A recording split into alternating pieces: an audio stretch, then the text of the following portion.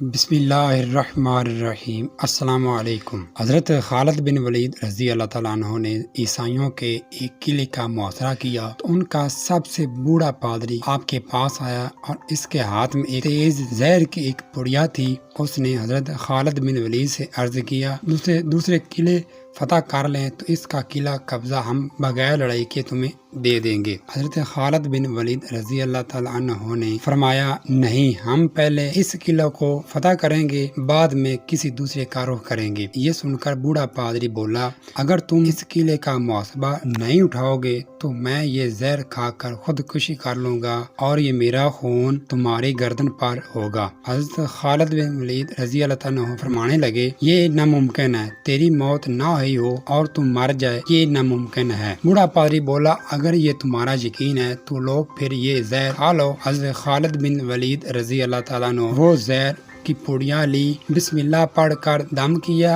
اور زہر کو کھا لیا اور اوپر سے پانی پی لیا۔ بوڑھے پادری کو مکمل یقین تھا یہ چند لمحوں میں موت کی وادی میں پہنچ جائے گا، مگر یہ دیکھ کر حیران رہ گیا کہ چند منٹ آپ کے بدن پر پسینہ آیا اور اس کے علاوہ کچھ نہ ہوا۔ حضرت خالد بن ولید رضی اللہ تعالیٰ عنہ نے پادری سے مخاطب ہو کر فرمایا اور اگر موت نہ ہی ہو تو زہر کچھ نہیں بگاڑ پاتا۔ پادری کوئی جواب دیے بغیر اٹھ کر بھاگ گیا اور قلعے میں جا کر کہنے لگا اے لوگوں، میں ایسی قوم سے مل کر آیا ہوں، اللہ تعالیٰ کی قسم اسے مرنا تو آتا ہی نہیں، وہ صرف مارنا ہی جانتے ہیں۔ جتنا زہر ایک آدمی نے کھا لیا ہے، اگر اتنا آدمی پانی میں ملا کر ہم اہل قلعہ کو دے دیتے تو سب مر جاتے، مرنا تو دور کی بات ہے بے ہوش بھی نہیں ہوا۔ میری مانو تو قلعہ اس کے حوالے کر دو، ان سے لڑائی نہ کرو۔ چنانچہ وہ قلعہ بغیر لڑائی کیے صرف حضرت خالد بن ولید رضی اللہ تعالیٰ عنہ کی قوت ایمانی سے فتح ہوا۔ اللہ اکبر۔ تاریخ ابن